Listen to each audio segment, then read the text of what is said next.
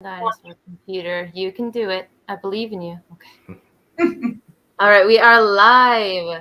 Okay, welcome back to my channel, Maybe Between the Pages. My name is Taylor, and today we have another very exciting episode of Page Chewing. I'm always so happy when I get to host these on my channel. I am joined by Eve Koguce and my co-host, PL Stuart. So typically, before we get started, we like to just let our guests and our co-hosts, of course, just give a little introduction about who they are and what they do in the literary world and how you found yourself on Page Chewing with us. So if you wouldn't mind doing a little self-introduction, Eve, if you wouldn't mind. Yeah, sure. I'm Eve, and I'm an indie author, independently published. What I have published is the Neglected Merge Trilogy. It's a fantasy, romantic fantasy. Actually, it's a bit different from what is published. As I can see, it's a utopian post-apocalyptic novel, as opposed to dystopian, which is more popular now. So I live in Latvia. Maybe it's something also not so ordinary. Latvia is in Europe, and I've been obsessed with books and writing since I was a child. I remember my parents started reading aloud to me before bedtime when I was 5, and I just very soon I grabbed the book from them and said, "Okay, now you go, do what you want, and I'll read." And I started writing when I was, I think, 12 or 13. Then I put it on hold, and then the moment came in my life after a quarter of a century when I decided that this is the time that I should write that book. And after the first book, 2 more came, and now I'm still writing. So it's in short about my journey. I love that. I love that. Yeah, a lot of us readers started when we were young. I hear that quite often. I know PL has stories from when he was young as well. But something that struck me from what you just said is you later in your life you decided it was time to write. And I'm just wondering if there was a catalyst or something that happened that made you feel like, okay, now is the time for me to share this story. Yeah, it was the story. I wrote in my blog, and I know that many people who read this maybe think that I did it for some publicity, but it was true. I was in the office at my day job. I was a civil servant for many years. I worked in the ministry with very, very important issues. And we had a very beautiful office on the 5th floor in the old town of Riga. And I was looking out, it was summer, I was looking out at the roofs of the old town and the peaks of churches. And then virtually it happened. The first scene of my book, I saw it with my own eyes. And actually, if you read the first page, you will know. And the creature of my book, he just landed on the floor of my office. And then I just said, and I'm sorry that I did that, but I wrote the first few chapters right there in my working place in the office. So yeah, that's how it happened. And then I took a break actually because my son was born, and I took a break. And then when he was a bit he was, I think, 1 or 1.5. And then I just sat and continued with this story. So that's how it happened. It's the truth. That's incredible. I have to, because I have to get these shots up. I know Eve has in the background, but these are obviously some of my favorite books. Yeah. And I've been always shouting out this series because it's so wonderful, and it has a place of honor in my shelves. So, Eve, I'm curious for our audience. So, you've mentioned one element of your writing, so the post-apocalyptic, right? So, how did the romance feature into your writing? What inspired you to add that romantic element to your writing? I wouldn't say that I'm a real fan of romance novels as we know them. I was never a binge reader of romance novels. So I was very surprised when some readers started to mention some tropes because I'm not aware of them. I'm sorry. I know now. I know that such things exist. But when I started writing, it was if I told you that my own love story of lifetime started similarly, then you would draw parallels. But actually, my main characters, Tori and Doran, are not me and my husband.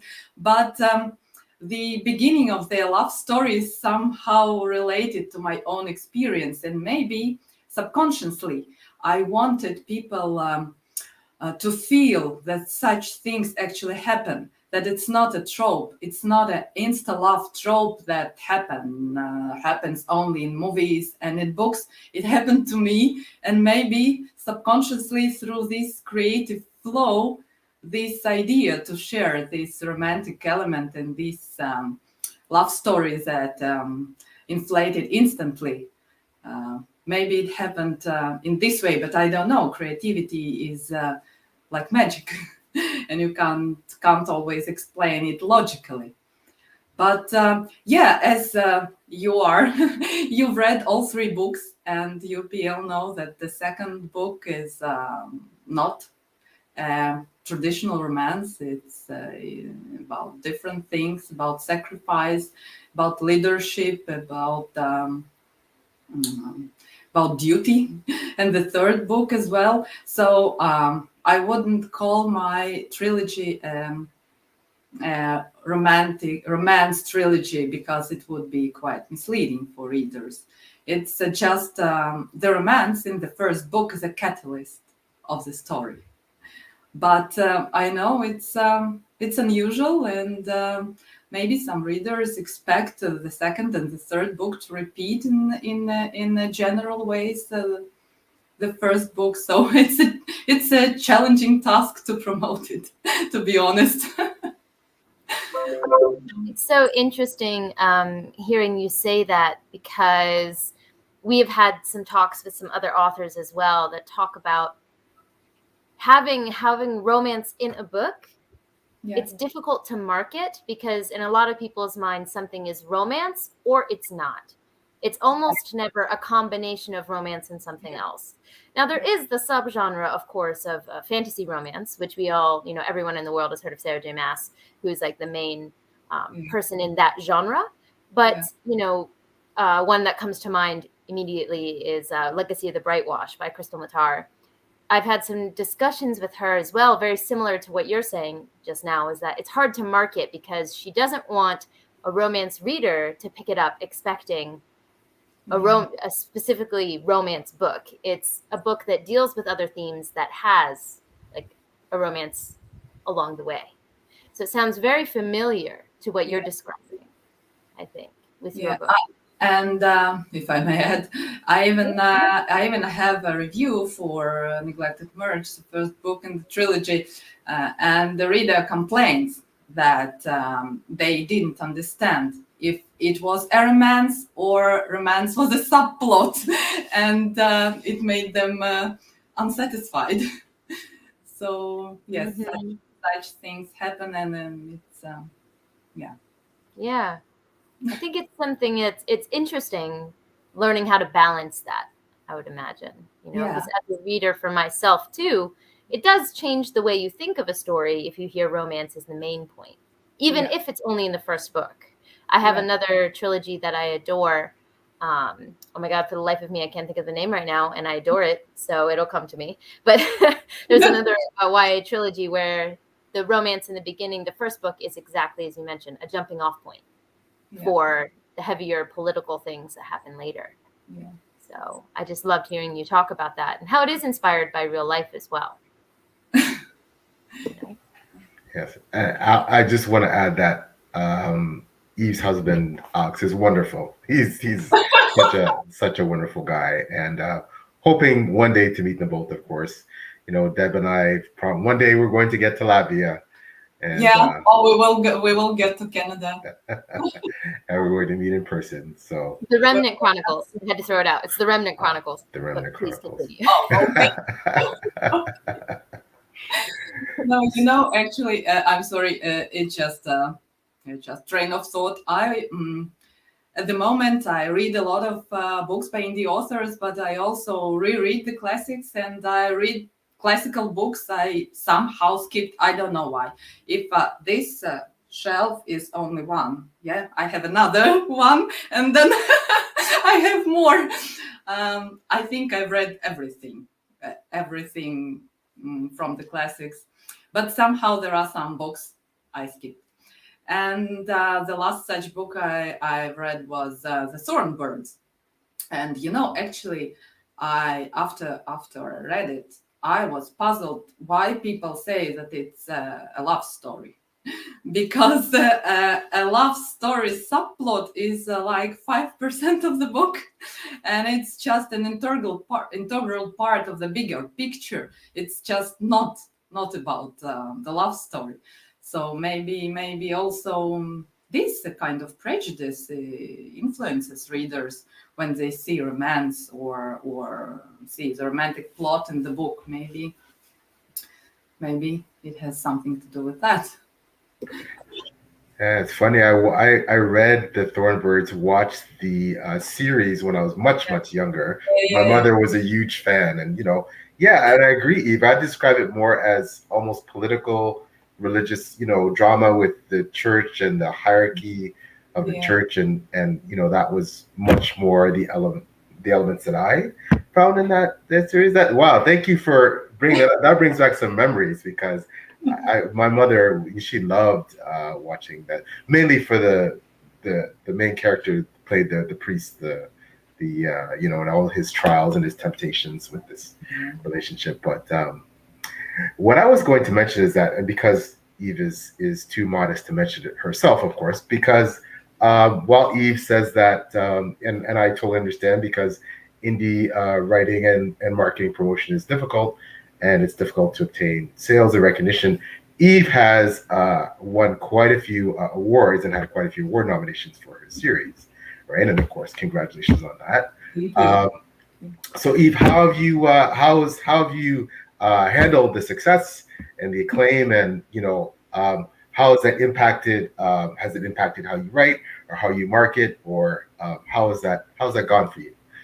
You see, it's very satisfying to have these. I don't know if you see them, three badges. Where are they? Here, 3 badges of my on the cover. So, but other than that, I wouldn't say that it impacts sales. It impacts how promotion companies see you. So, for example, if you send someone, even if you have a free book promotion and you want someone to promote it, and if you turn to a more reputable company, they want reviews and they want, of course, awards, everything. And then it makes it easier because you just get accepted everywhere, and you can plan your promotion budget and the results. But other than that, I wouldn't say that that it impacts sales or brings success, but it's of course very gratifying because it's for me, it means a lot, and it makes it easier to put your work out there. Because we creative people, we are always doubtful. We doubt what we do, and we always try to imagine how other people see our work, and if someone criticizes it, then we are like, at least me, I want to hide into the shell, and my husband says, no, you see, you have a words. So some people might not like your stories, but you have awards, and at least it's an acclaimed piece of art you can be proud of.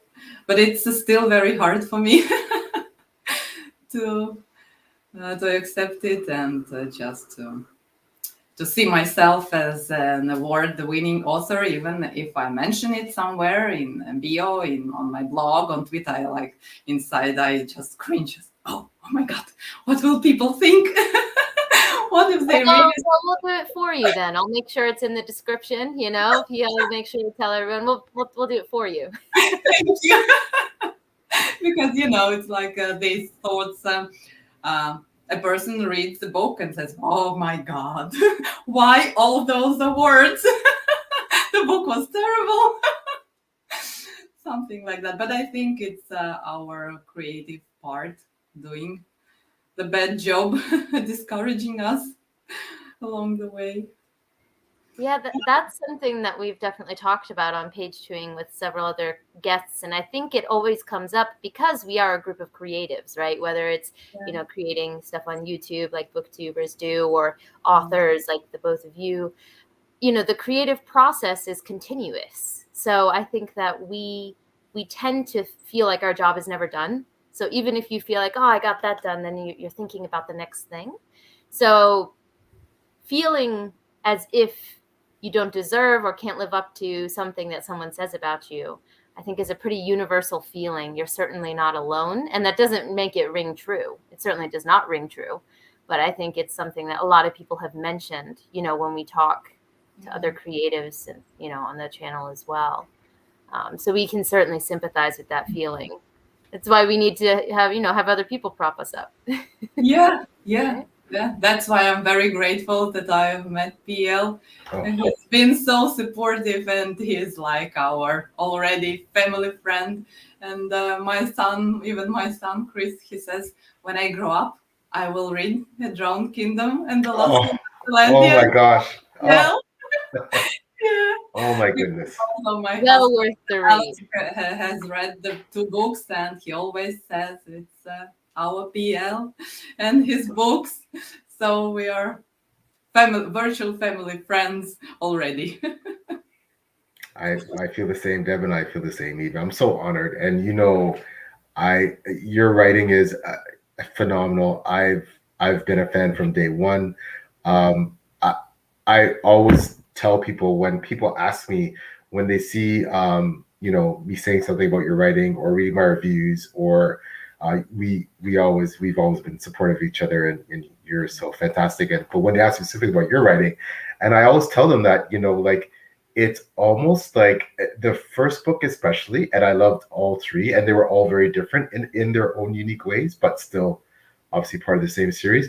The first book felt like I was getting a bird's eye view of sitting in a United Nations Council meeting, and that has still, I still will never forget that initial feeling of reading that, and just all the political machinations, and yet this it was this watershed moment when 2 cultures are they're trying to find a way not only to coexist, but to potentially move forward with a completely different sort of relationship, almost like a symbiotic relationship. And it was just complete.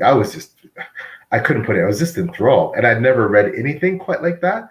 And later on, after we started talking, and I found out a bit more of your background and where you'd worked, obviously, I assumed part of that aspect came from your own personal work experience, right? But yeah, I would say that I'm a romance fan as it is, so the romance had me hooked. But that part it took things for me to another level. But ultimately, for those of you who read my reviews and know what I crave, beautiful prose will always. I'm a sucker for it, right? And Eve's prose is astounding. You're not gonna. It's hard to describe. But all I can say is that I also love the classics, and Eve's writing obviously is inspired by the classics, and I just I love it. I can't get enough of it. My only disappointment is I dragged out this series for one reason only, because I didn't want to end, and I didn't think she'd written anything else yet. So I mean, like, once I was done reading the series, that's it. I'm not gonna get to read Eve until she puts something new out. So that's why I linger as long as possible, but at the same time, with so much anticipation, wanting to read and find out what happened and finish the series. But now, of course, I'm going through withdrawal because I have nothing to read from her again. So, but hopefully in the future, if she's able to tell us about anything she's working on, or if she's working on anything, Thank you so much. It's so gratifying that that there are readers, and you especially, that you could see what it wasn't. I can't even say that it was my intention to put it in there, but it's the core, the soul of the story, I would say that. As I said before, it's the first book is very centered on romance, but all the surroundings, all the events, is the setting where the characters are circulating. It's very important, and it's really very, very gratifying that you felt that, and you like that. Well, we also have a comment here from our friend Lana. Hi, Lana. Thanks for stopping by. Who said, I love that the first idea came from the most mundane environment. So, you're just looking over the usual view you would have from your window. And that's when the story entered into your life, So what is the quote? Life imitates art, or art imitates life. It's a chicken or the egg situation, right? So I really like that aspect of it too, that it was such a mundane moment, right? That inspired it for you. Mm-hmm. And I just want to say, my friend Deidre is also here. Hi, Deidre. Thanks for stopping by. Hi. Hi. And something that I wanted to bring up, which I haven't read The Neglected Merge yet, but I have been convinced to do so, especially through their research, hearing that you were going to be, on page 2ing. I got very excited. And one of the things that really stuck out to me in not only what PL was talking about and the talk of the environment and the talk of classics that you said it were an inspiration. In the description, you have that it's a utopian society. So rather than a dystopian society, which is what we typically see, especially in post-apocalyptic worlds, which I think yours is described as. And it almost gave me, hearing the description of it and the inspiration that you have from classics, it almost feels Orwellian to me. Almost like the utopia must be maintained at all costs. I haven't read it, but that's the vibe I get. Yeah. And I'm very, very intrigued by that. Obviously, you don't have to give away plot points to those watching, but I'm curious, what inspired you to take on a utopia rather than a dystopia? I wouldn't say that I'm an optimist, but I'm not a pessimist. I'm a realist. And what I believe in is that if some kind of apocalypse happens, if it happens, the dystopian view that we are presented from everywhere, from movies, is not the only course that the humanity can take. That was, I think, subconsciously, I was musing about what if we learn from our mistakes and try to build our society based on other principles rather than greed and things like that, envy, and our maybe that we are tended to violence and things like that. What if we learn? What if that traumatic experience would lead people to rethink that it's the only way? Because that's what I see from movies and books. It's the only way, that we will all want to kill each other, and then we will release our inner demons, and it's harsh world, and after apocalypse, it's the only thing people can do. Kill each other, be violent, because you see it's terrible world and life is so harsh and it's not just justified. But that's what lies behind the idea. What if we decide that it's enough with grief, it's enough with bad things, and we do want to build a better society, happier society, where we can live happily without thinking about competition between people. That was the main idea. Well, the idea, I'll be honest, the idea came as a whole. It wasn't my invention, but as I think about it now, subconsciously, probably, that was what inspired the utopian world. Of course, and people write it in reviews, so it's not a spoiler. It can't be perfect. Nothing is. And in the Neglected Merge, there are problems, of course, in both societies. But yeah, but the main idea that they wanted it to work. The new world, the happier world.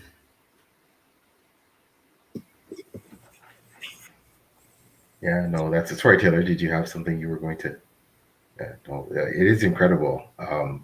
And Eve, I love that. As you said, you're a realist, but I believe now I've completed the series, and especially after reading the last book, without spoilers, there was certainly a very hopeful, optimistic, for me,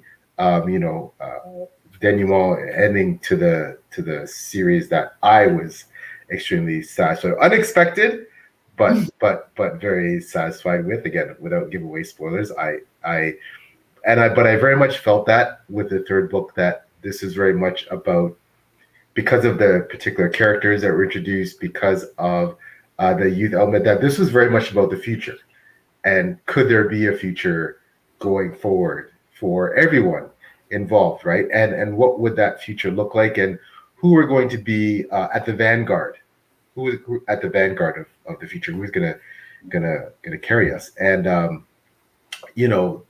I you're reading that also made me think about, and it was one of those books that gave me some hope, because as you said, there's many times where you look at world events, and you can feel rather despondent about some of the things that have happened, and we also have to remind ourselves that our time is not that unique.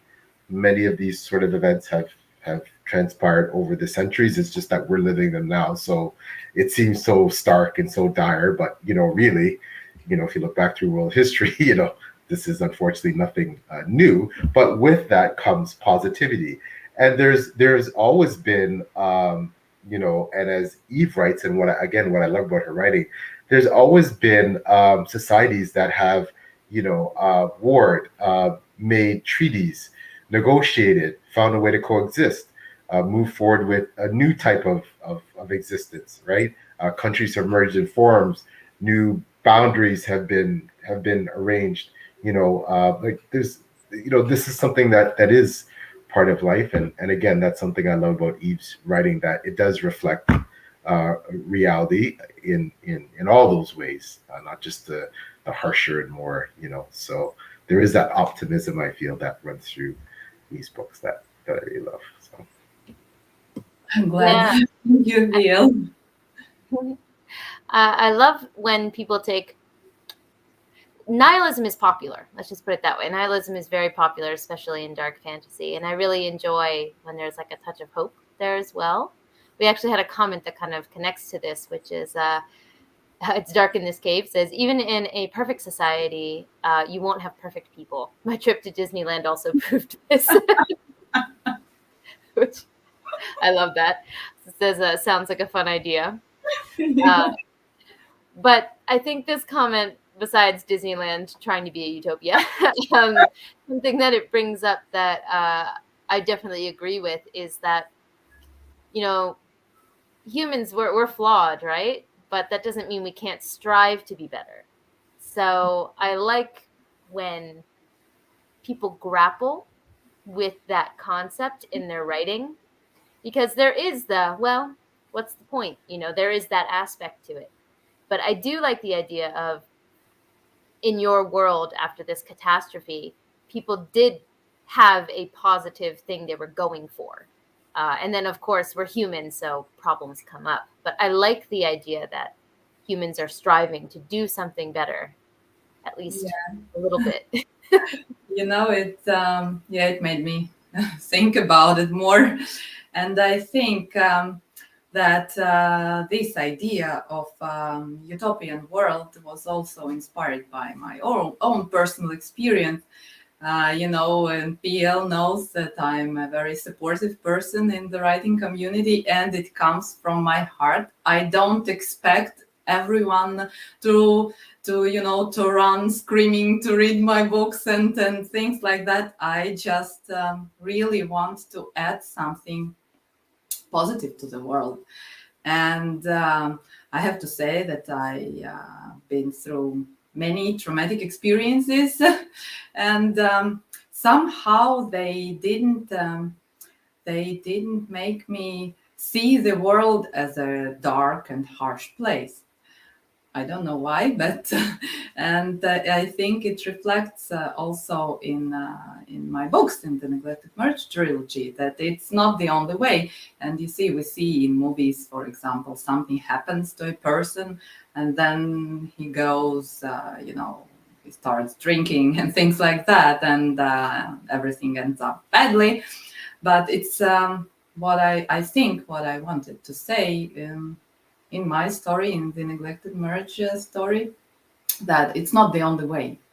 And somehow I see and I feel that sometimes people think that it's the only way. And if a person didn't have a light, happy life, that person can't spread kindness. Maybe it sounds trivial, but it's very important to understand that even if you've been through something not very pleasant, you can still retain this warmth and kindness inside you, and also share it with the world. That doesn't sound, ridiculous at all. Honestly, I think those who have had issues in life, everyone has their own battles, but those who've gone through a lot, in my personal experience, are the most empathetic people typically in life, because they can recognize when someone else is going through something. Of course, it's not all rainbows and butterflies, and healing is not linear. So I'm sure it depends at what point you meet said person, whether they'll be in a space where they can, empathize with you. But in my experience, I've noticed that is a trend. Humans definitely, we're capable of that.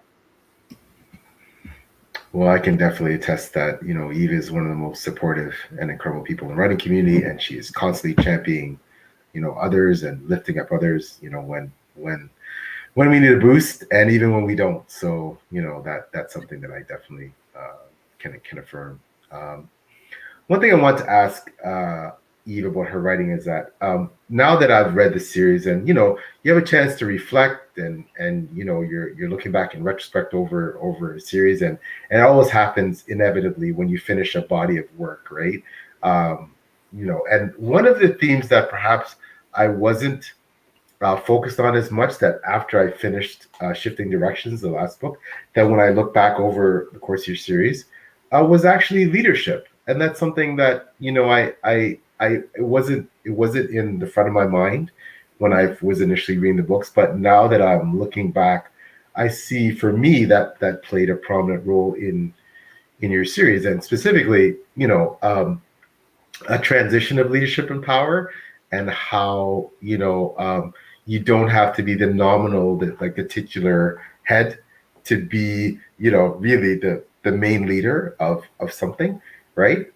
You don't have to be the president or the prime minister of a country to, be, the most influential person in a country, right?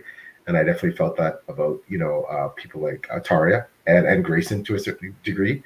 So Eve, were you trying to make any specific commentary about leadership in your books, or Was that one of the themes that you intentionally want to speak about, or?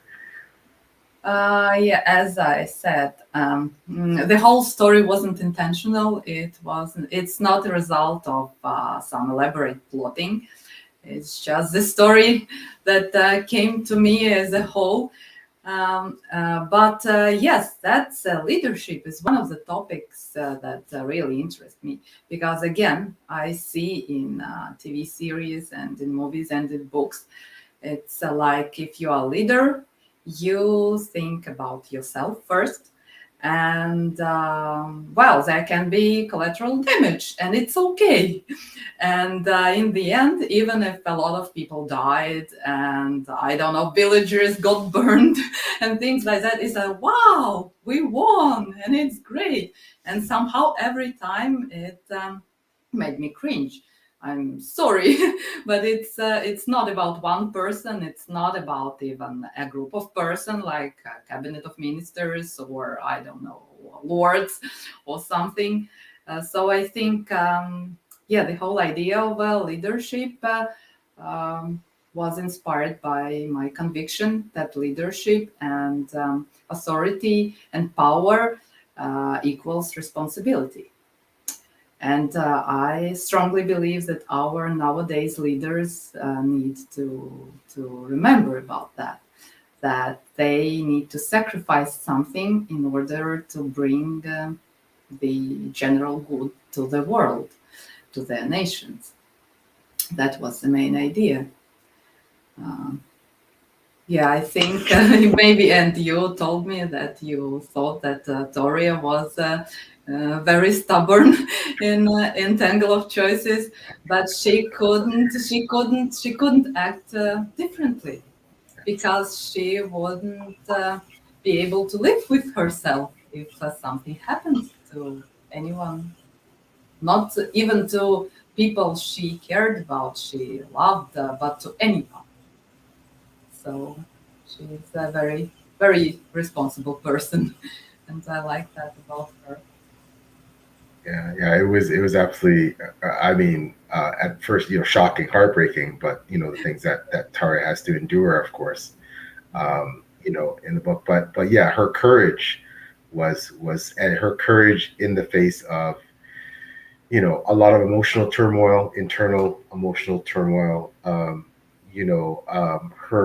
Her balancing, trying to balance the needs of both societies, her own personal desires and wants, and yeah, and I found that very compelling to read, and I saw her obviously as the real hero of the series, right? I mean, and I can only imagine that there are a lot of elements of Tara in you, Eve. So that's so as I read your series, I was like, I'm sure there's a lot of Eve, in my friend in Tara, right? So, I'm not that strong. I don't know about that. I No. think you're being not as humble, but yeah. It's I also want to ask quickly, so Eve, so uh, again, growing up in Latvia, from everything I've read and everything, I've seen from your Instagram pictures and things like that, one of the most beautiful places in the world. Like,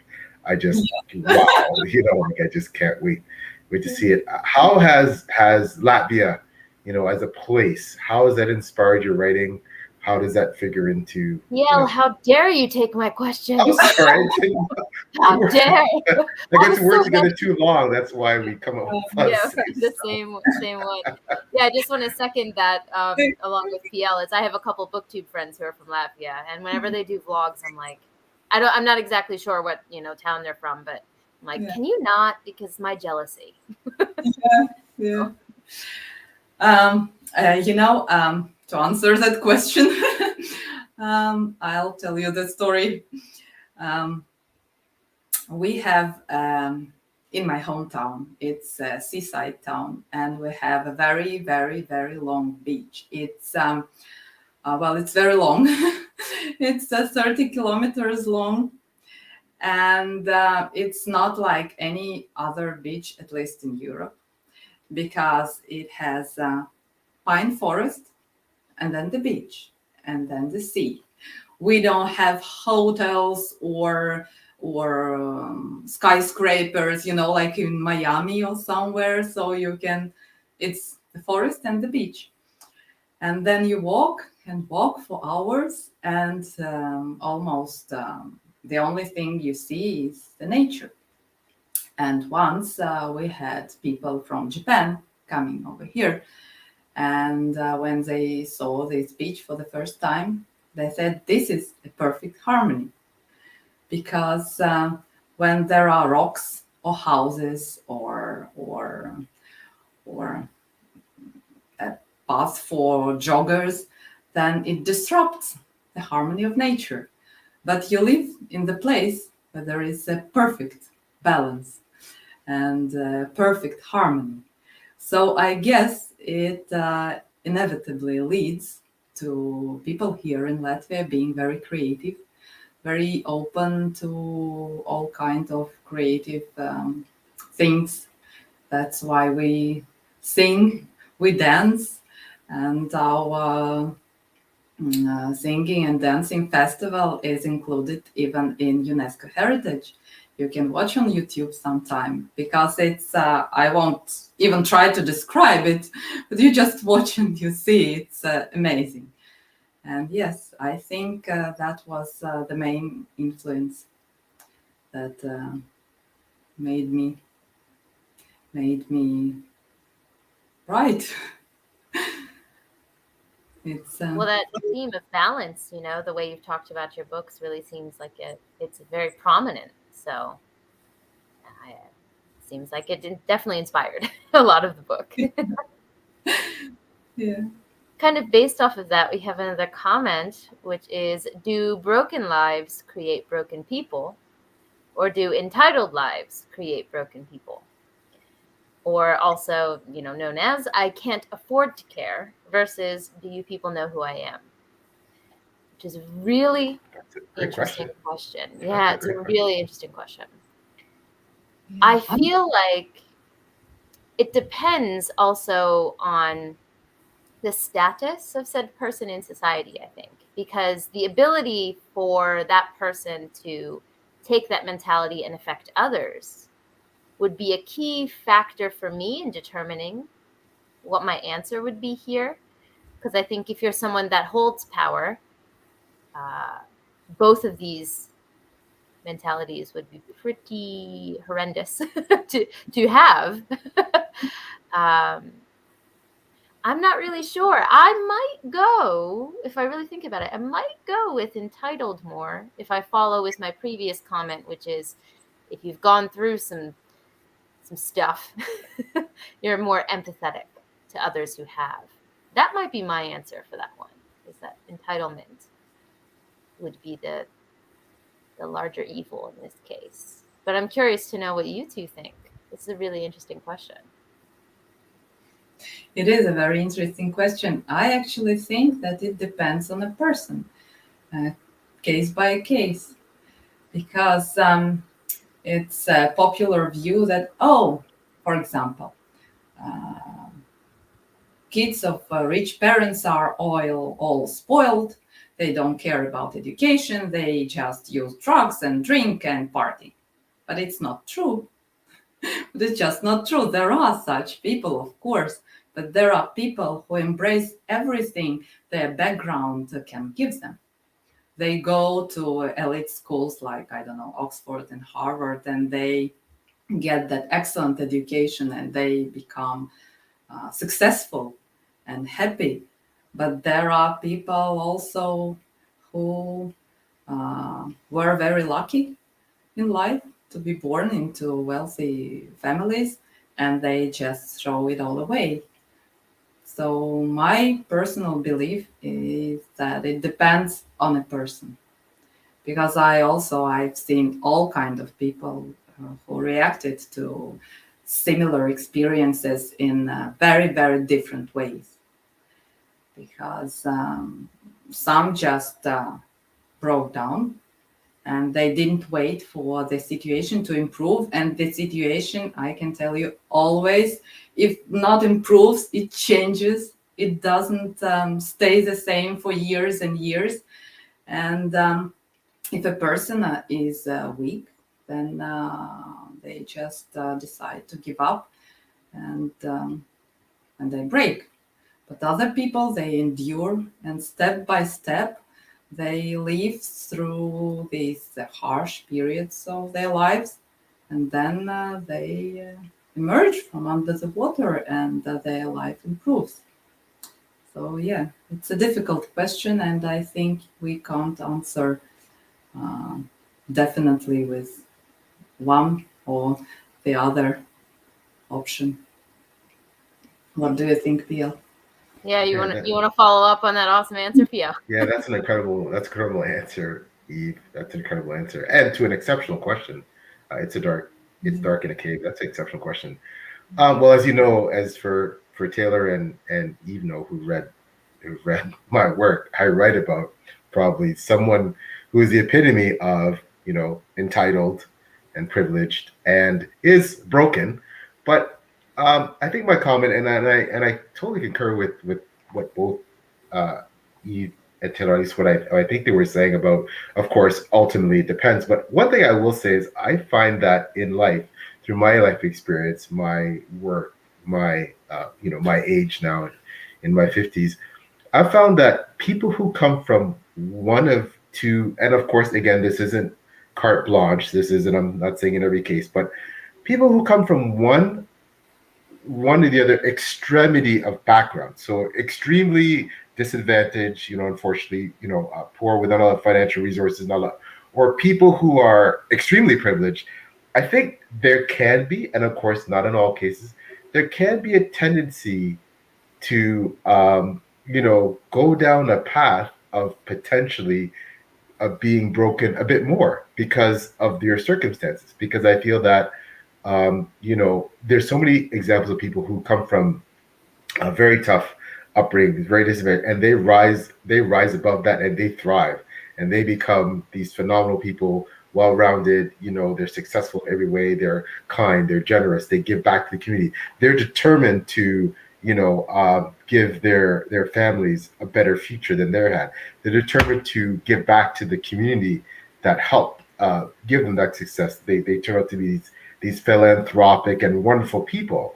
At the same time, there's people who unfortunately have a tough time escaping their upbringing. Obviously there's horrible stories of things that have happened to people, abuse, etc. And then, it's tough for them to escape that cycle.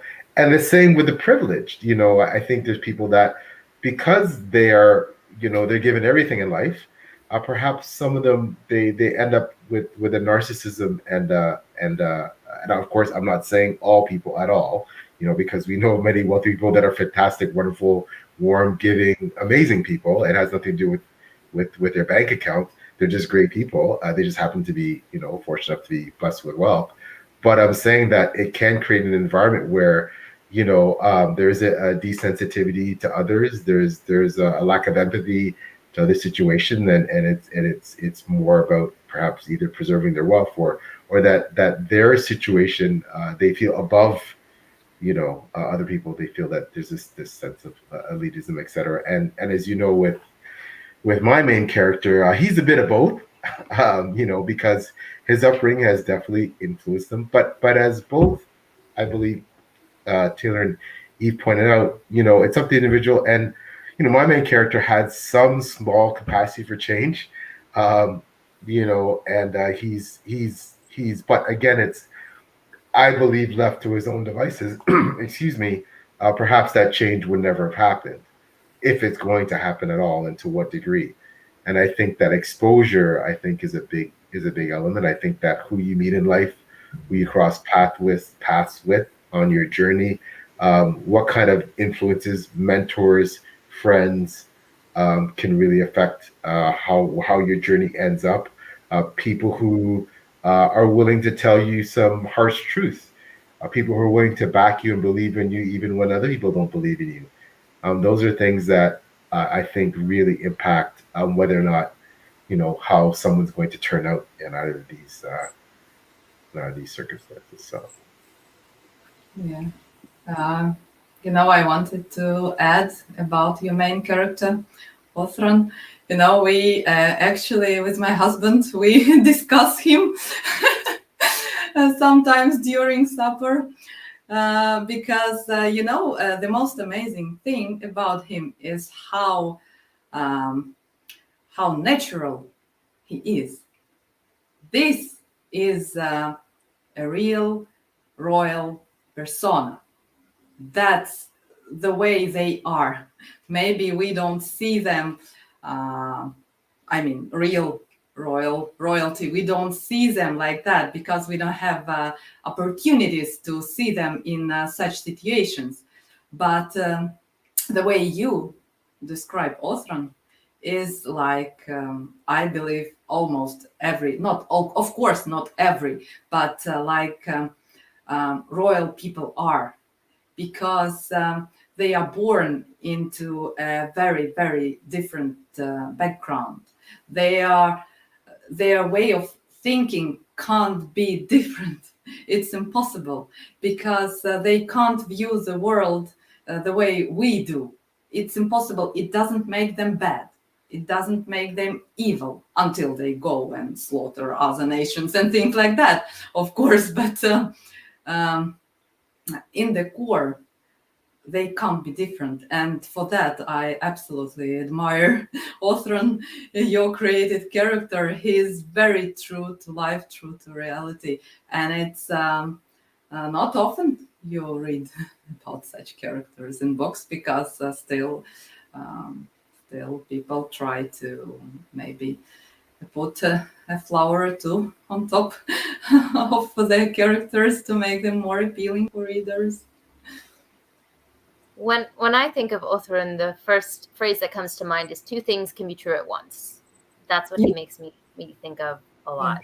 Someone can be desperately insecure about everything about them and still judge the crap out of other people. Like, both of those things can exist in the same body. He's a perfect character study in that, in my opinion.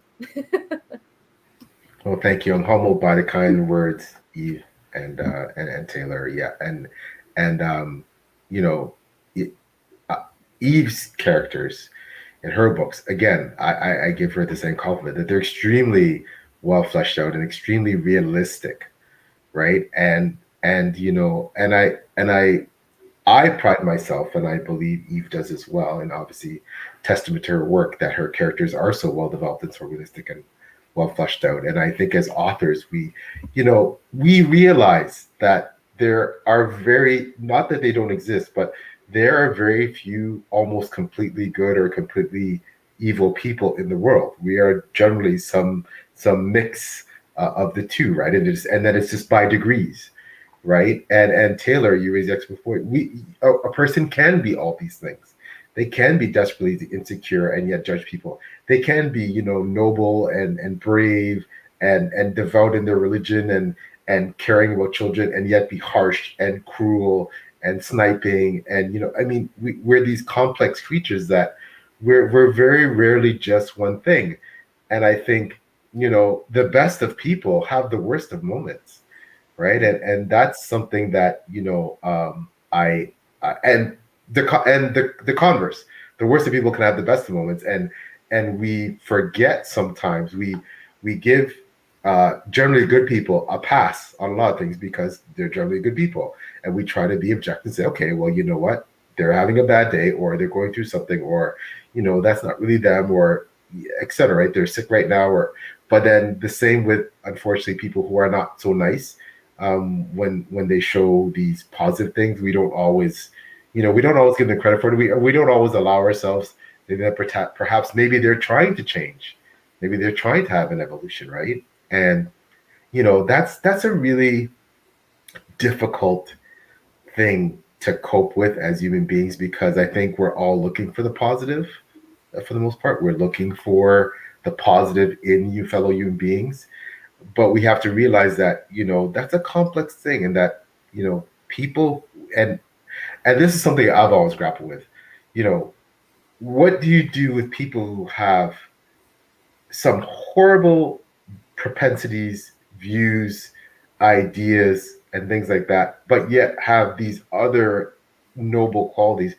And when they're in power, when they're in positions of power and positions of authority, and they have influence over others, and they make these rash judgments and these things that are these decisions that are born simply of their own, their own issues and idiosyncrasies, and but yet they affect, they do something trivial, but it affects a whole nation. Like what, there's still people, right? So just because the president, the prime minister, the king doesn't mean they're not going to do something that's selfish, or is it totally in self-interest, or because they're having a bad day or in a bad mood, or they just don't like that person. They're still human. So what happens to their followers, their society, when they do these things, right?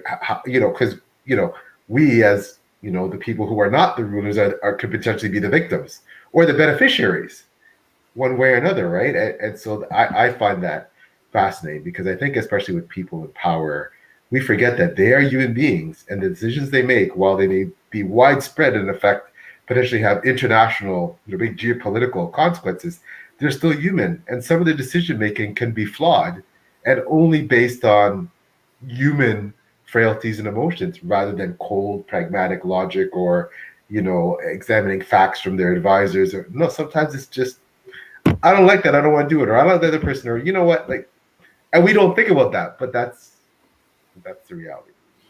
That's actually, that connects to kind of tangentially a question that I had for Eve from the beginning, and also for UPL, because as authors, you guys deal with these complex characters, right? You it sounds like, Eve, as well, your books really delve into how these characters can affect the world around them, right? So you're dealing in this world that you've created. And my question originally to Eve was, how did you decide that this was going to be a trilogy? And for you, PL, I know that you've decided your series is going to be much longer. What was it, 7 at this point? 7, right? So my question to you guys is, you could grapple with these thoughts forever, right? But clearly you have these characters that have developed in your head and you kind of have an idea of where you want to take them. How do you decide how long their story arc is going to be? How do you decide, okay, this is definitely a trilogy? Because I can say, from a reader's perspective, I can read a trilogy and be like, this was the correct length for it. But I'm wondering how you choose that length, because I've also read other stories, one that I talk about on my channel quite often, Ray Bearer by Jordan Fueco. I loved Ray Bearer. It was one of my favorite YA books I read in a long time. But then it became a duology rather than a trilogy, and it felt extremely rushed in the second book for me personally. I know people who loved it. But that was a time where I felt like the length of the story wasn't enough for the character arc or the depth of the characters that were created here to give them their time. So my question to you as authors is, how do you decide? How do you know how long that story is going to be? I'll start. Well, to be honest, at first, the Neglected Merge was a standalone book, maybe the only book I'll ever write. My only piece of writing that I will ever write. And then the story just at one moment it started unfolding further, and so I had to write Tangle of Choices book 2, and it was an incredible experience, by the way, because while I was working on Neglected Merge for a very long time, Tangle of Choices, I think it was 4 or 5 months and the book was finished. And I wasn't really writing, I was writing down the story because it was already formed in my head. And yes, after I finished, I knew there must be the third book. And I already knew that it's going to be the last one. Because so I guess I think for me it was the flow of creativity. It wasn't a definite plan. It wasn't some sensible decision, because I know people like series, but they don't like longer series, and so I'm gonna satisfy them. No, it was really free creative flow, and the story ended, and I don't have any plans to continue. Yeah, writing it, the only thing that is on my mind is a few prequels about my favorite secondary characters, but I'm not sure that I will get to it. But yeah, and that plan was inside me from the very beginning, and I knew the characters I wanted to write more about, to dedicate, I don't know, full novel or novella, but I knew their stories from the very beginning. When PL talked about his characters and how we developed them as writers, I I thought about that I know everything about every character in my book. They have pasts, they have their disappointments, they have their favorite drinks, they have their school years and experiences in love. It doesn't mean that I had to put everything about every character in the books, but they have those stories. I have them. And it's it makes me really happy that PL says about my character's development technique, such good things. It means a lot because really these characters are like real people. They have their full lives behind them and ahead of them. They are not only what you see, what you can read on the pages. I totally agree. I just have to say though, Eve, please, if you're going, I'm being selfish here. Alfred, please, if you're going to write, please, I need to know. He is just one of the most fascinating characters I've ever read, and based on his age, he would have so much, just an incredible lifestyle. I can't imagine what his life story would be. Please, Alfred. He is one I'm of them. requesting Alfred. Oh, really? He is one of them. That's awesome. That's Exactly. awesome. It looks Yeah. like Christmas morning for you right now. Oh my Yeah. gosh, you just made my morning. I'm ecstatic now. Okay, I'm really happy now. Okay, but yes, of course both of you know me well as we're friends, and you know that I'm crazy that I've planned out 20 books in a series, a 7-book series, and then 2 prequel trilogies and another 7-book follow up. And I think Eve, you know, like a lot of writers, I mean, there's no right way.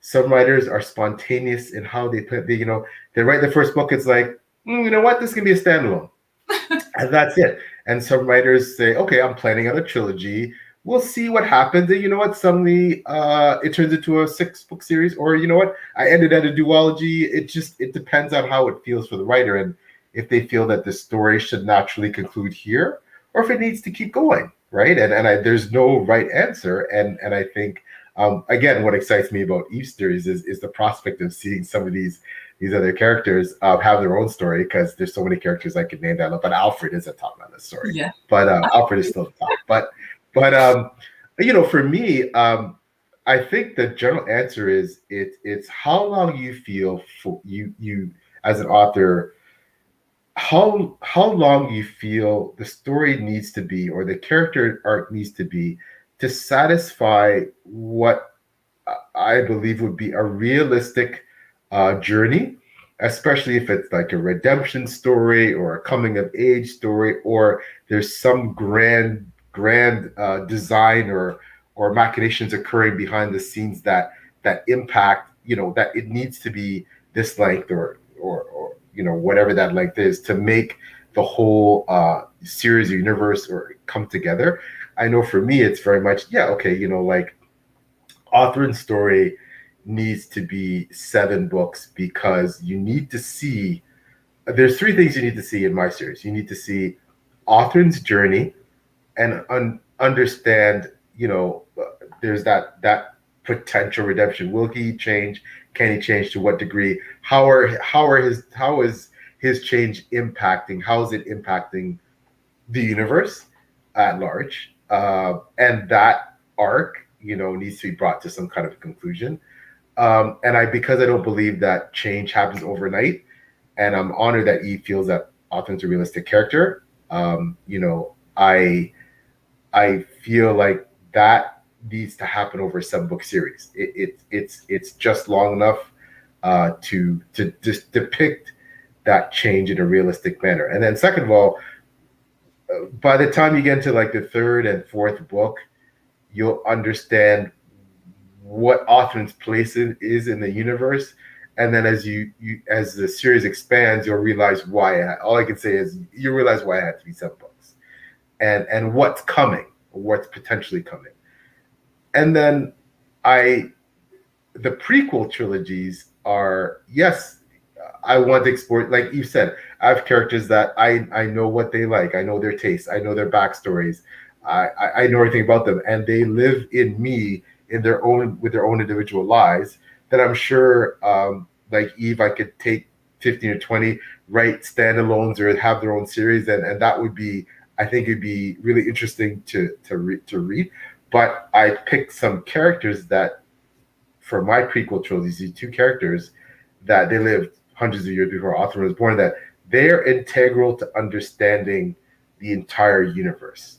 Like, you need to know their stories to understand, and to understand a bit about Othrin and the whole, how everything fits in together. I'm trying not to give away spoilers, but because again, after Othrin's series, there's a subsequent 7-book series that wraps up the entire story. And then when you look back, I hope, at the body of work, Othrin's 7 books, the 2 prequel trilogies, and then the subsequent 7 books, that you'll go, I understand now why this happened. I understand now why we needed 7 books of Othrin. I understand now why PL chose to write prequel trilogies about these 2 characters and not these 2 characters, and why the final 7 books, how it all interlinks with everything. So I hope, if I did my job, I know that's rather ambitious, but if I did my job, someone out there will go, okay, I get it why you did it that way.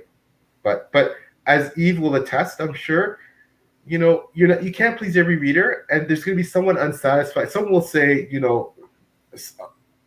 some ways, because they love Easter, like me, like I would have gladly read another 10 books or 15 books or 20 books of this series, but it needed to end there, and that's up to the writer, right? So, some people are happy, oh, you only ended at 2 books, or oh, like this could only be in 1 book, people, and everybody's entitled to their opinions.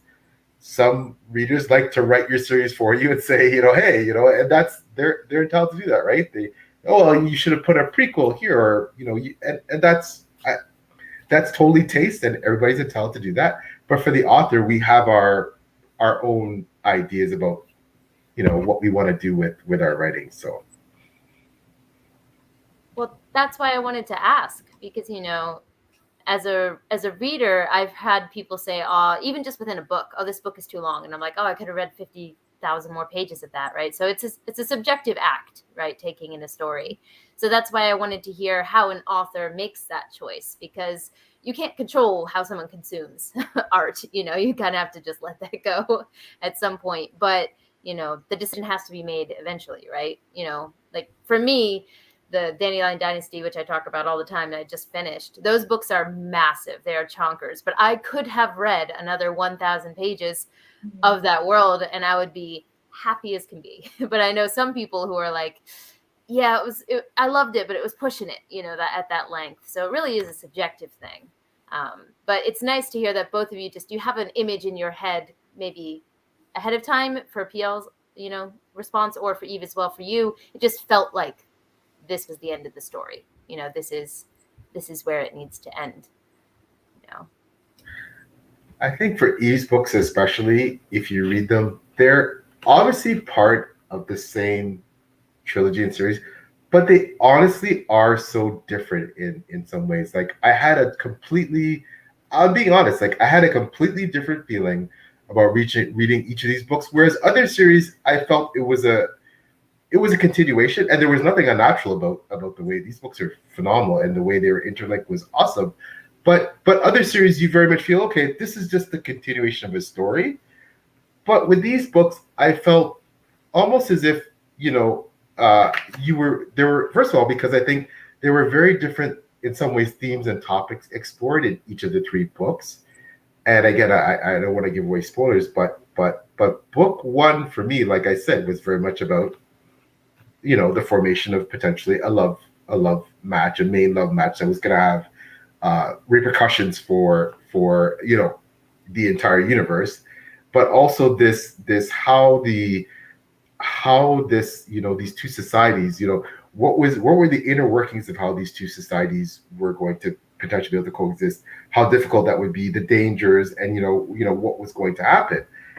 And book two is very much for me about one character's struggle and emergence, in a lot of ways. I consider the main character Tarian, and her, basically her, again, as Eve said, her making sacrifices and doing things, trying to do things that were best for both societies while balancing her own personal, needs, wants, desires, etc.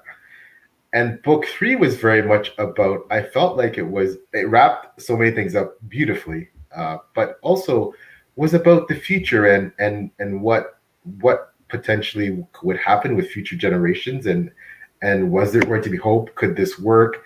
And also showing you the downside, the dark side of if there was if there were elements that really had the potential to truly upturn or upend the society.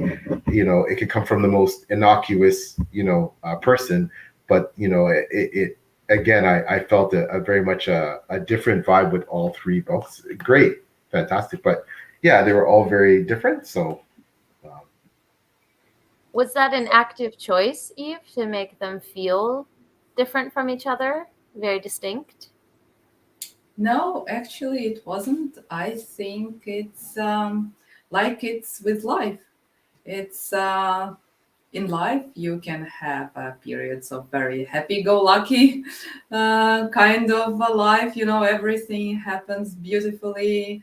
Um, and then something bad happens to you, or some bigger changes in the country you live in happen, and then you are forced to live through a darker period, and then everything is improving and life is shiny and happy again. And I think it's when I'm thinking about why all three books are so different, I always remember one of my favorite books, and I already told about it in the interview with PL on his blog, Gone with the Wind. We recently we were walking along the beach with my husband, and we were talking about books because we talk about books a lot. He is an avid reader and supporter of my endeavors at indie publishing. And he said, can you imagine a person starts reading Gone with the Wind, and there are southern bells and picnics, and everything is so beautiful, and gentlemen are courting ladies, and then but the war. Why? Why should the author do that? It was supposed to be a story about southern bells and balls and parties and picnics, and then what has she done? How could she do this? But then the tone changes, and well, we all know the plot line. I think if it was possible in our modern circumstances, I would make a single book out of my trilogy. It would be approximately the length of Gone with the Wind, 1,000 pages, and then it would be logical. So as the life of one person goes forward, the person goes through very different events, and the tone of those events is very different, and it's normal. But still, from books, people expect that if they read a crime novel, then it's going to be something they expect from it. So the killer, the murderer, will be found in the end. So no, it wasn't answering your question. It wasn't intentional. It was where the story just led me.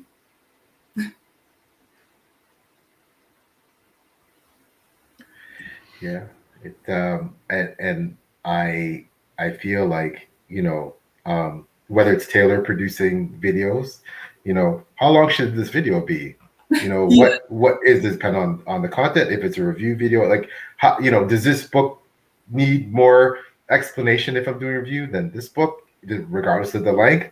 Does this topic, is this something that, do I get a lot of views from, like, and that's the other thing too, like, as creatives, Taylor as a booktuber, even myself, we also are forced to make decisions, unfortunately, that have nothing to do with what we like. I mean, there's lots of research that series sell more. Than the best way to sell your books is to write a series rather than write a bunch of standalones.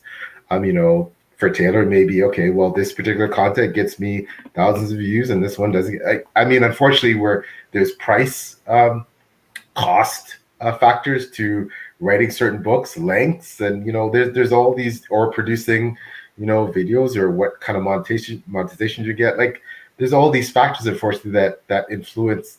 We don't want it to, but sometimes it can, as creatives, that change our decision making about how long is this going to be, what am I going to write about, not to the extent. And what I love about what the three of us do is, unlike things like traditional publishing, we have a lot more creative freedom to do certain things. But there are other factors that influence our decisions, I think, about what content we create, how long is it, how many of them we do. Those are all things that unfortunately can factor into the decision. Not necessarily always in a bad way. However, I think those are things that impact us. You have a big point there. Something that I often hear from readers, just circling back, coming full circle, but talking about romance, they say a lot of people say romance books should not be over like 300 pages. Like, I don't want to read a romance novel over 300. And then there are some people who, if your epic fantasy is less than, 500, it's like, oh, that's not enough time in the world, right? So, videos follow the same kind of thing where, a vlog, actually, I've noticed people prefer longer vlogs because they just put it on in the background and sometimes look at the camera, or sometimes look at the video. Whereas if it's a review, shorter is much better because those people aren't here for me. Most of the people who watch reviews are there for the review, whereas people who watch my vlogs are there for me, typically. So it's a very different format. So you definitely hit the nail on the head that, just creatives in general, there's a lot of things affecting how long we decide something should be, rather than just our feeling. That's just the reality of the world. For sure. But one thing I always ask, so PL knows this is coming, because whenever I host page chewing, I always ask this question, and he's giggling because he knows it's coming. But I'm obsessed with origin stories. Okay, so I always ask guests. You mentioned you've been a reader for a long time, right? You mentioned that in your introduction, and I always like to hear what stories inspired people to delve into the world of stories the way that all of us here have. You've mentioned, I was about to say Name of the Wind. Wow, you're a fantasy reader when? Gone with the Wind? Gone with the Wind, the other wind one. Oh, Lord.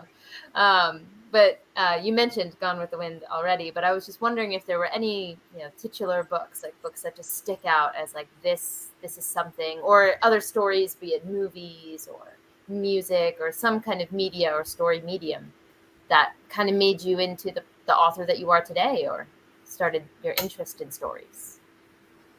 I it's a very good question, because I always I'm surprised myself that I've written the fantasy trilogy, because now I read quite a lot of indie fantasy books, but before that I wasn't into fantasy at all. Not because I didn't like the genre or wasn't intrigued by it, but somehow I couldn't find the stories compelling enough to devote so much time to reading them, because fantasy books are very, very lengthy. And the topics they covered also didn't seem too compelling to me, because it was something about nations clashing and some worlds collapsing or something like that. But yeah, I can't think, and I wouldn't try to invent the right answer what inspired my writing, because it certainly weren't books I read, because I'm more into classics, as I said, and contemporary reads, and books based on real life experiences, biographies, autobiographies. But now, of course, I read more fantasy books and sci-fi books, but by indie authors from the community. So what influenced my writing, I honestly can't say. But yeah, it's quite controversial. It sounds quite controversial. It was my general love for reading, I think. It was my general absolute fascination about the worlds each book creates. Because I think it was Italian writer, she is very popular now, Elena Ferrante. She wrote, I think it's 4 books set, but maybe 3, because I read only 2. And she's a mysterious figure. She's not a public figure. No one knows who she is, or maybe he. And when asked by her publisher why, she said that the book is the world in itself. It doesn't have to be related to the person who wrote it. When you write a book, you create a small universe. And I think this point of view is very close to my heart, because I don't want to be seen as a fantasy writer, or I don't want my books to be seen as some reflection of my experience or my background or something. So yeah, it's a very difficult question. I can't answer directly, because I actually don't know the answer. That in itself is an answer. It's just come from the ether, of a life of consuming stories. I think there's not always a definitive moment. It just sometimes you consume stories for long enough, be it throughout whatever medium, be it video games or movies or books. You just absorb all of those things, and then one day it's time for you to produce one. So I think that's an answer in and of itself. Eva, I'm sorry, but I need to know what's coming next. I need to know what books are you may not be able to tell us. I know about your next project. You may not be able to elaborate. What you're working on. I'm just praying that there's a lot more coming for you. But can you tell us, the audience, anything about what you might work in the future? Without, I know there's things you might not be able to give away, but what's next for writing with? Yeah. Okay, and also what we can look forward to in your space. What can we look out for? Yeah, well, the next 3 books I plan to publish. We never know, but they are contemporary books, and 2 books are set in Latvia, but in different periods of time. The next book I plan to publish, hopefully this autumn, is a coming-of-age contemporary story set in 2008, just before the huge financial crisis. It had a huge impact on Latvian economy as well. So it's an interesting period of time. So I do plan to publish it this autumn. It's not fantasy. There is a tiny magical realism element in it, but it's not a fantastical world building, and there won't be any, fairies fighting for for world supremacy or anything. It's just a tiny element, and maybe I'll explain later why it's there. It's closely connected with our Latvian specifics, because in Latvia we are very spiritual people, and as I said, very musical, creative, and we still have many traditions from ancient times that are still very active. So I think this is a beautiful reflection on that. And the next book is also contemporary, but set in 1999.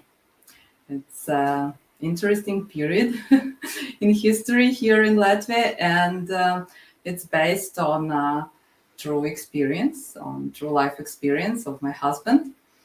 It's not a very joyful book. It's not going to be a very easy story to read, so I'm warning you.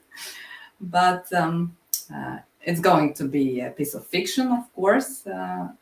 It's not going to be autobiography or biography, but it's based on real experience of a real person.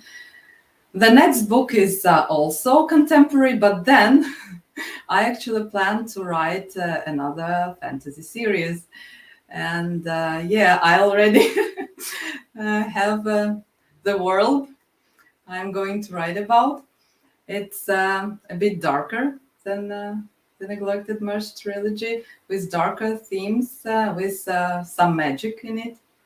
But I already have my main characters and the struggles they're going to face and overcome or not overcome in full. So the plan is for next 5 years for sure. You've got a lot coming. Wow, I expected like 1 or 2 books. Okay, all right. So we need to be watching your Twitter, your announcements. Things coming our way. Yeah. And a multi-genre queen. I love it. In autumn you can expect a new book. It's again controversial book, and it won't fit into any genre nicely. Well, that's my style. Maybe it's not generate me nice income or huge sales numbers, but that's what I want to write. That's what I feel pulled to write. So, and it makes me happy that these stories I feel need to be told, that I can tell them, and I can write them, and I can share them with the world, thanks to indie publishing and these options we have today. And that's the plan. I absolutely cannot wait. I can't wait. So I'm just like, waiting here. Like I said, I have to wait now. So, I've finally finished. And that, again, that's why I dragged out reading this series, for the specific reason that, then what am I going to read by Eve? So, but now I know I don't have to wait too long. So that's exciting. That's really exciting. So, but I commend you, Eve, for, you're obviously someone I admire and respect and look up to as a writer. And, I think one thing I want to emphasize is that as an indie writer, it takes courage to write things that you're not even sure how you're going to market them. You're not even sure whether or not, because they don't fit into a specific niche, whether they're going to sell them. Maybe some of your other books do, whether they're going to garner the critical acclaim, but Eve is obviously writing it for the love of it, and because it's a story that she feels needs to be told, is bursting inside of her to get out, and that's how a lot of us feel. And as she said, as indies, we can do that, right? It's great. We can just write our books, and we don't have to worry about a lot of the other pressures that traditionally published writers have to worry about. So that's the beauty. There's always a downside, regardless of what method you publish in, whether it's traditional or indie. But I think that's one of the big benefits with indie writing, that We're going to get to hear these unique, marvelous stories from Eve that, she's going to write because, and I'm sure they're going to do well, because, she's a great writer. So, but that's not her main concern. She's writing because, and I feel the same. People always ask me, oh, well, don't you think if you had made authoring nicer that you would have, you'd be able to get them traditionally published, or sell even more books or whatever. I'm like, but no, are you kidding me? I would never change, who and what he is and why he is, because that's integral to, why I write and why I wrote the way he did. So kudos to Eve, and I'm really looking forward to the future. Reminds me of the catchphrase that was for the India Quartz Readathon run by Lana. I'm not sure if she's still here, but if she's here, shout out to you, girl. But it's a readathon focused specifically on the Indian self-pub that she runs every July, and it's amazing. It just finished. But I think the catchphrase for it is the story as it was intended. So, that's exactly what you both are talking about. And so, as PL said, there's positives and negatives to all types of publishing. But one of the true, real positives of indie is it is the story as it's intended. You can put that little sprinkle of, magical realism in your contemporary world without someone telling you that makes it not suitable for a genre. You're able to do that. So, but it's so much work. It's so much dedication. It's a huge, when you write and you publish. When you write, you can write, before bedtime, and you have your stories. You can read aloud to your children or your friends, or during some meetings or parties.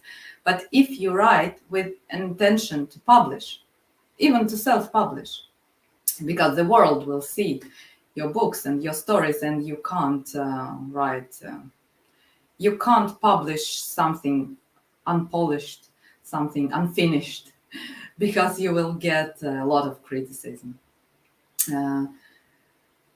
When you do that, it is a huge part of your life, and you sacrifice something in order to produce the kind of books you can publish, you can put out there for all the world to see and read. And for me personally, it's just not worth it to write something for the market, because the market, it's possible that the market will not pick it up, because there are tons of classical romance novels, tons of classical crime novels, or fantasy young adult stories, and your story can just disappear into this masses of books published, even if it's along all the lines, if it ticks all the boxes, even in this case. So for me, it's not worth it to dedicate a huge chunk of your life to writing and publishing the stories you don't feel passionate about. It's just not worth it. Because if, for example, a publisher, a big five publisher, approaches some indie author and says, "Oh, you're great. I like your stories, but please write some specific story, and we will pay you nicely. We'll give you a nice check, and you will receive royalties and things." That's one thing. You know why you're going to do something that is not along your own personal creative line. But if you do that just like that, I can't imagine that I would sacrifice the time I could spend with my son or with my husband, even with my cats, even tidying my house, to something that is not something what I love deeply, what I believe deeply, what is something that I still see as magic. It's not about plotting, it's not about developing characters, it's magic. The story didn't exist, and then you write it down and it exists. A new world, new real people. And that's what makes it worth it, because it's very hard work. I know PL always always stresses that in his blog, and every indie author is a orchestra. it's just incredible amount of work, and if you don't believe in your books, in your stories, then you shouldn't do this. I believe this. I know it's idealistic and maybe I sound a bit naive, but I wouldn't spend so much of my time writing something I don't believe in. That's leads perfectly into this last comment that we got that I think would be a wonderful thing to end on here, which is every author has their own journey to take. Much, I think it's supposed to be much like their characters. It makes me wonder not about your character arc, but what's your author's arc.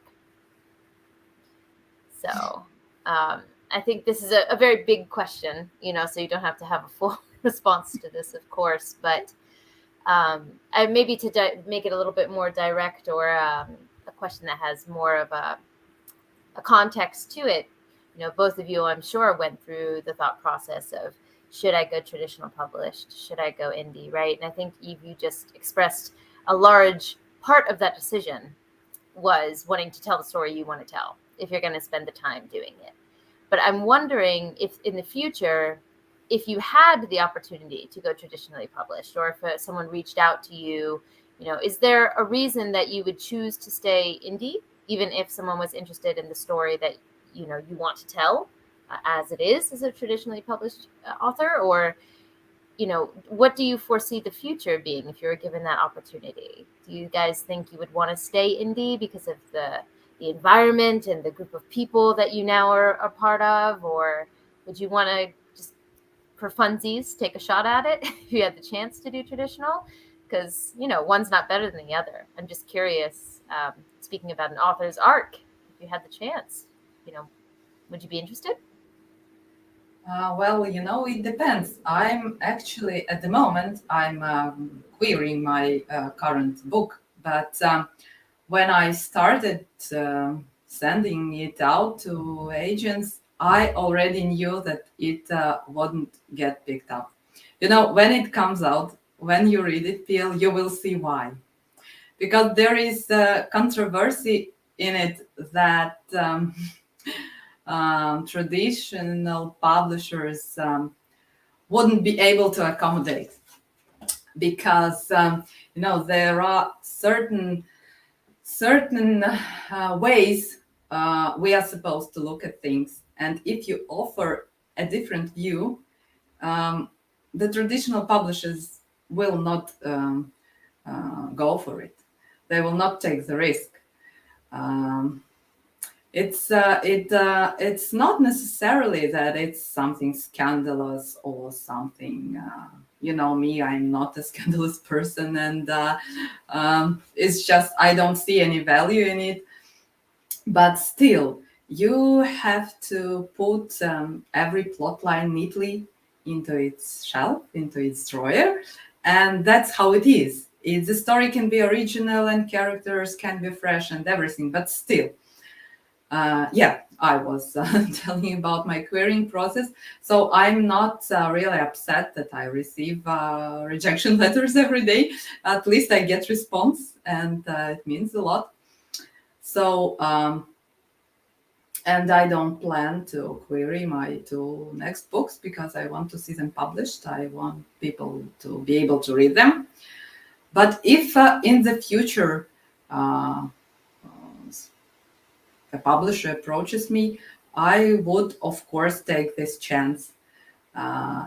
If the story isn't altered significantly, because that's, I know that it's the case. Not often, but in some cases it's the case. For example, if the character's age should be changed or something like this, I don't think I wouldn't be interested in publishing a story that is not mine. But if I receive such an offer, then I will definitely seriously think about it. It would be a very interesting experience, I think. I don't think that I would earn millions. That's another myth about traditional publishing, because many traditional published authors, I wouldn't say that they earn less than we indies, but they don't earn uh, what we think they earn, because it's a very tough business, and it's very difficult to market books that are written by new authors. It's if John Rowling or someone writes a new book, it's easy. You just say that, or Stephen King wrote a new book and it's sold on pre-orders in million copies. But even for traditional publishers, and I think even for big publishers, it's a challenge to market a book by an author people don't know about. So I think it will be a very interesting experience, but my decision would depend on what they offer. Yeah, I'm going to go back to the wonderful SteveTalksBooks, who unfortunately couldn't join us today. Who, with Taylor and I, we three share the hosting duties for page doing. One Friday night, he has a great conversation. Friday night conversation. Taylor's been a part of it. Actually, that one night, Taylor unfortunately was feeling ill, and I subbed in. And the great AP Canavan, great, amazing literary mind. He's an academic. He lovingly called me out about, we're talking about adaptations, and if someone What happened? Oh no! So it looks like we have a frozen PL. Yeah. little glitch there, sorry. Oh, there we go. Little glitch, yeah. Okay, you're back. All right. We're back.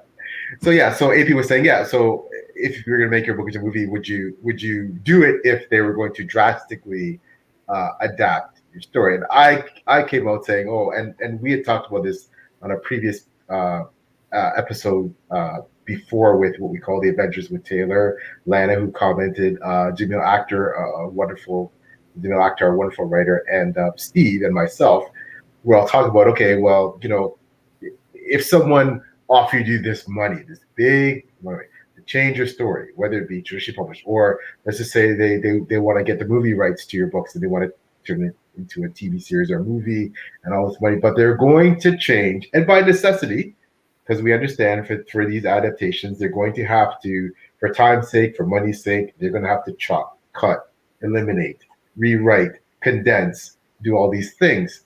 Would you do it? And AP was like, come on, PL, like if they give enough money, you're gonna do anything, and also because of the aspect of the influence. Now your story is on all these screens, potentially worldwide. It's a whole different ballgame, and but I still say though that and I'm gonna go back at AP with this one when I get to chat to them next time, that if they took what I believe is the essence, and I can't tell you what that is until, like Eve said, until you see that offer in front of you, and they say, okay, you know what, we want to adapt the Neglected Merge Trilogy into this.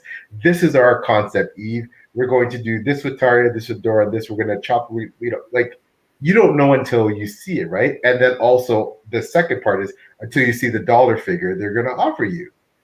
But then there comes that thing is, again, and Taylor knows this, and we talked about this, and at what, I don't want to turn into a morality thing, but at what price is your creativity and your soul, in terms of, you put your soul, Eve's put her soul into these books. I put my soul into Author and John Kingdom Saga. Like, at what point do I say, well, for this amount of money that can set future generations of the Stuart family up, do I say, you can turn Author into a nice guy, or you can do this or that, and you know what? Ultimately, it's all about the money, right? I want to say I can't. I want to say in my heart, if I felt that they ripped apart the essence of my character or my characters or my story too much, I would say no, regardless of the money. Maybe that's unrealistic. Maybe, as Eve said, that's some naivety on my part. it's hard until that offer sitting in front of you. It's hard to say yay or nay, but in my heart, I feel they would have to satisfy me to a certain degree. I don't know what that degree is. That my original concept and story is the same, and that applies to traditional publishing or anything else. Because again, right now, even I can just write the stories we want, and we don't have to worry about making those compromises, right? But yeah, I say never say I say no right now, but I can't say never. Right? So. I think that's a pretty realistic answer. I was just putting it out there. But yeah, of course it depends, on what they offer you. I mean, speaking of, there's a big news with like Brandon Sando. I don't know if you guys heard, but Hollywood approached him for Mistborn, and he had a stream where he was talking about what he would or would not be willing to do, kind of thing. So, it's definitely a struggle, I think, for no matter what level you're at, trying to protect the story you created and you care about. But he's Brandon Sanderson, though, so his clout in negotiating whatever is immensely more than ours. He can say no, but like, oh, well, Mr. Sanderson, can we just do so? Yeah, definitely different in that perspective. I agree.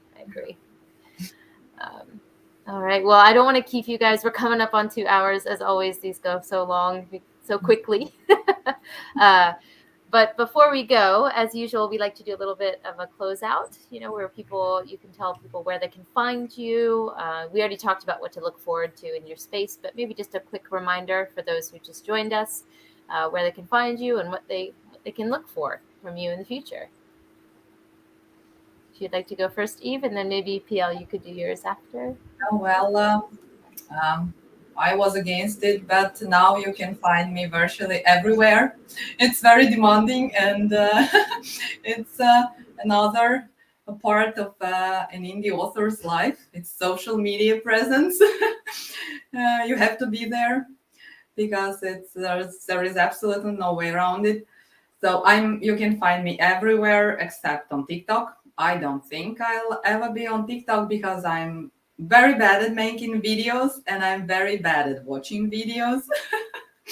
So yeah, you can find me on Twitter.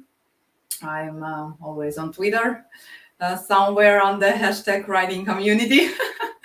Then I'm also on Instagram if you are interested to look at some nice pictures from Latvia, because I'll be posting more and more.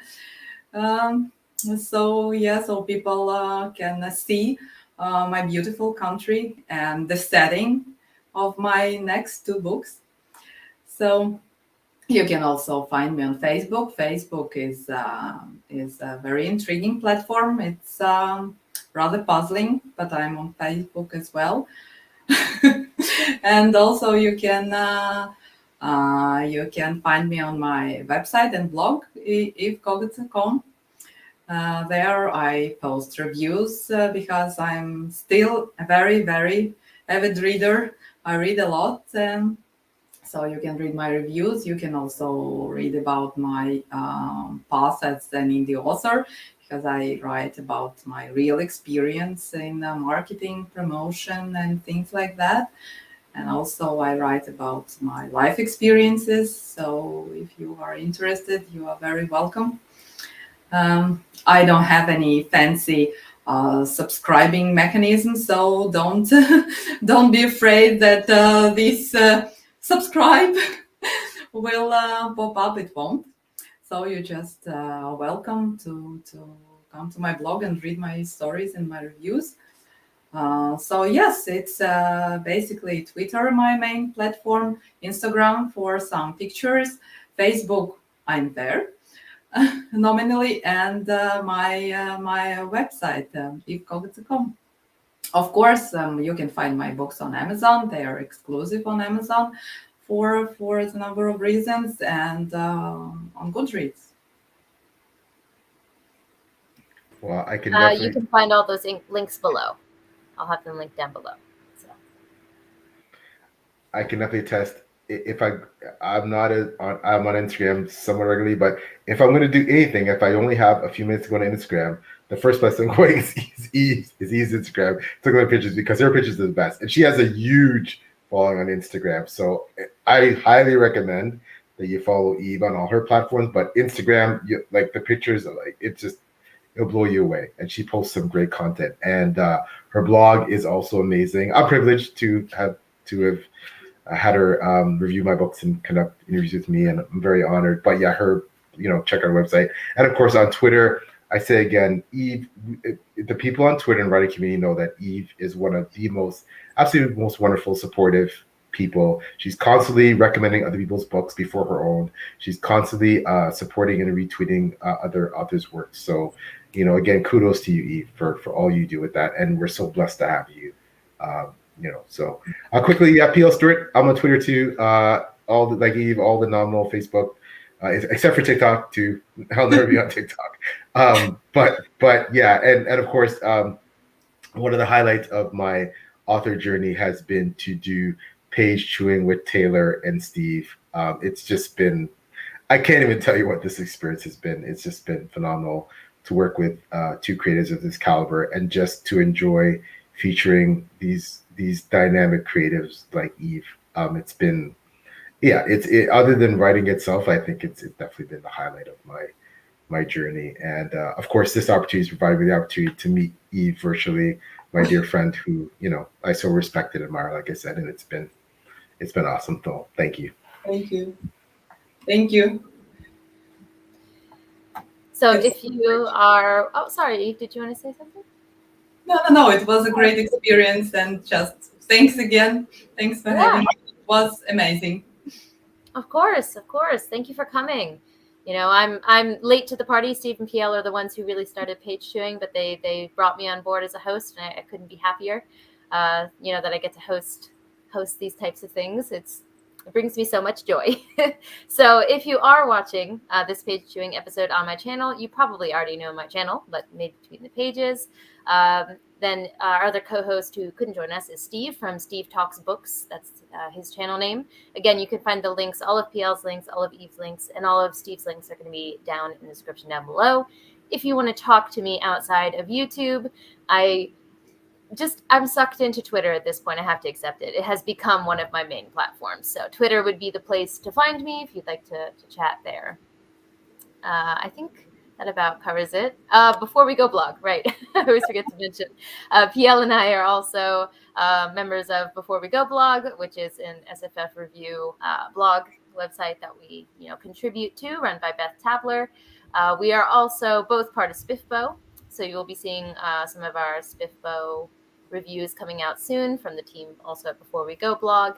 I'll be sure to have that linked below as well. There's some great stuff coming out from the team there. So quick shout out to the wonderful Beth Tabler, our fearless leader. So hi Beth, thanks for everything. Taylor and I are both assistant editors under Beth. So yeah, it's Beth is awesome. Thank you, Beth. Yeah. I think I've covered everything. Someone will yell at me if I've forgotten it. Feel free to. But thank you to everyone who joined us, as always, for page chewing. We've got episodes up on Steve and I's channel for the very long, not even near long future. So we look forward to talking with you guys soon. Thanks for joining us. But we're going to sign off for today. See you guys. Bye.